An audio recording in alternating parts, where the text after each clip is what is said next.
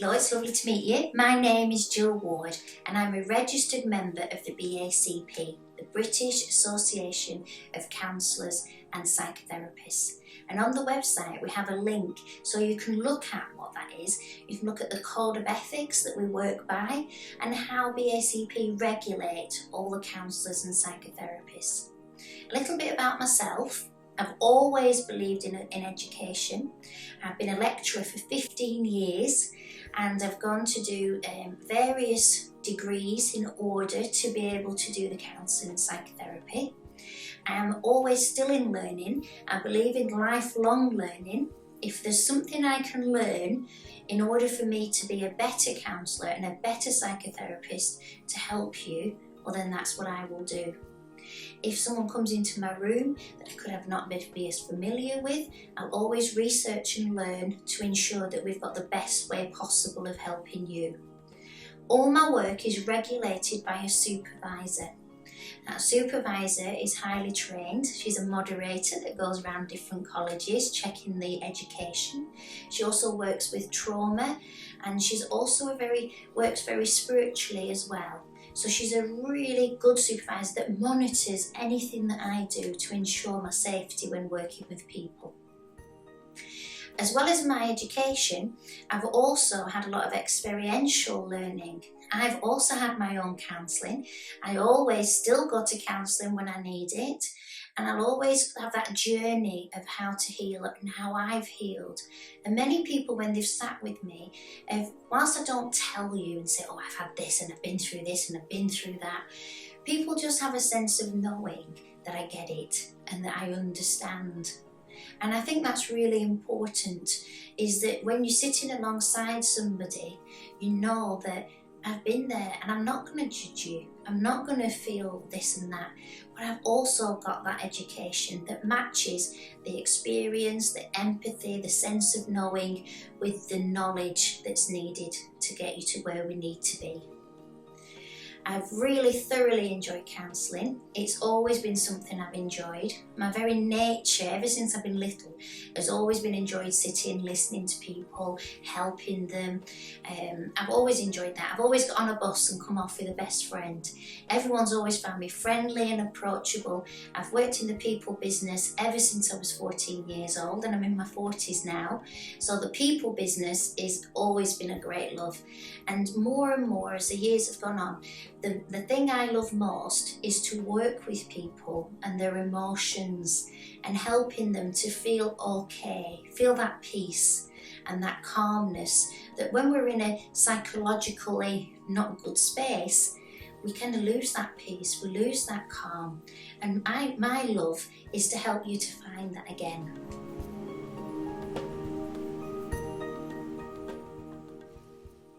So what is counselling?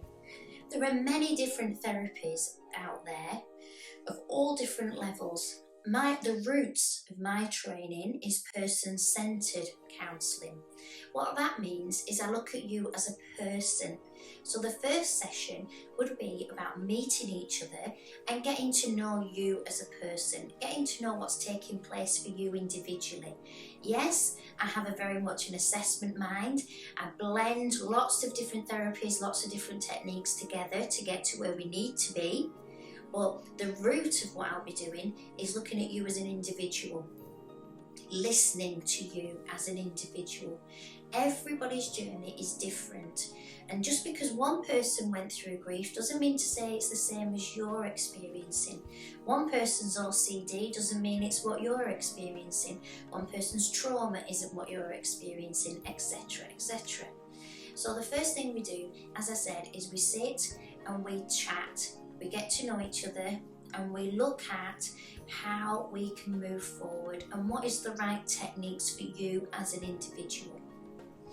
We provide a safe space, we call it, and that safe space is because it's confidential.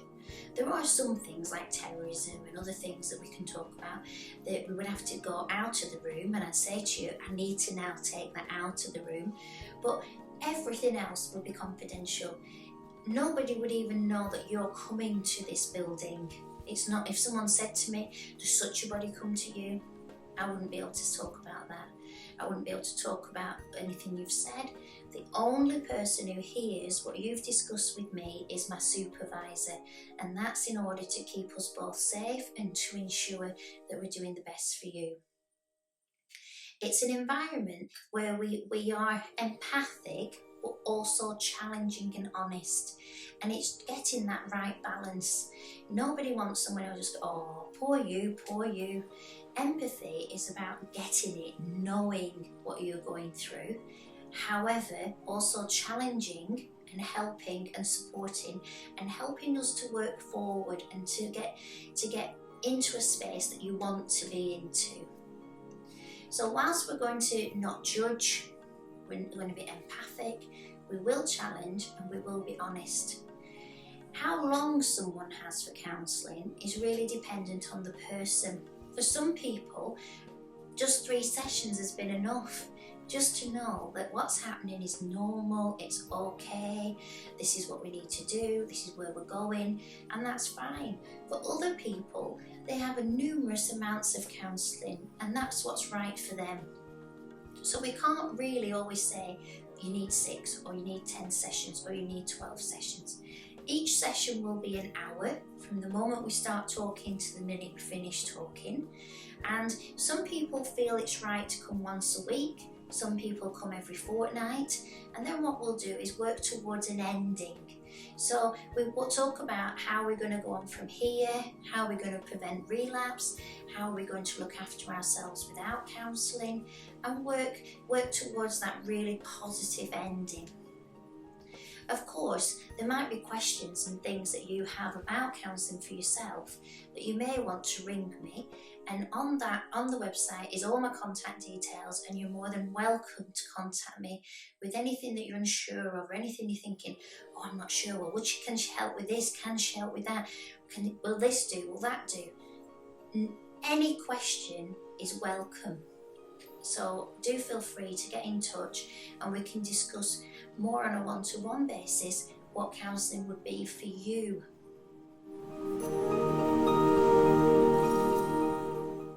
So what advice would I have for somebody coming into counselling?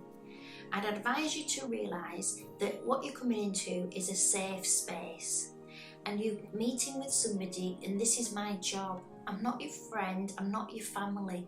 You don't need to protect me, you don't need to worry about me judging you, you don't need to worry about what I think or will I force you into saying something you don't want. You control the pace in which we move. Some things are just too upsetting to talk about. So we work at it as and when you are ready. Imagine you've got a brick wall. We would just bring that wall down brick by brick, deal with it layer by layer, until we maybe get to the root or until we found a way forward that's right for you. Every single person is different, so each person requires their own individual journey. And I would say, relax.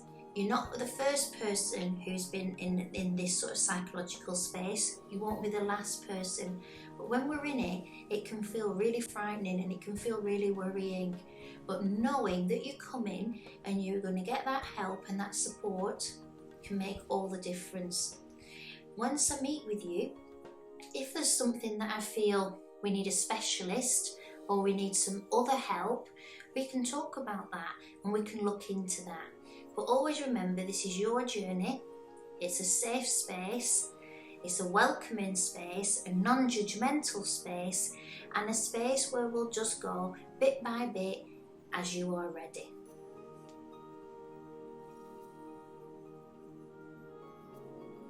So how much does counselling cost? It's £40 for a 60-minute session. However, I would hate to think that finances was getting in the way of somebody's recovery. And I know from experience that sometimes in my lowest ebb, I've not been able to earn the money and not been able to spend that every week, £40. So what we do is we have a scale of £25 to £40. So you, with honesty, can have a look and think, well, what can I afford? And as long as it's between £25 and £40, and you've looked at that with an honest heart, we cannot give that a discount for those struggling financially.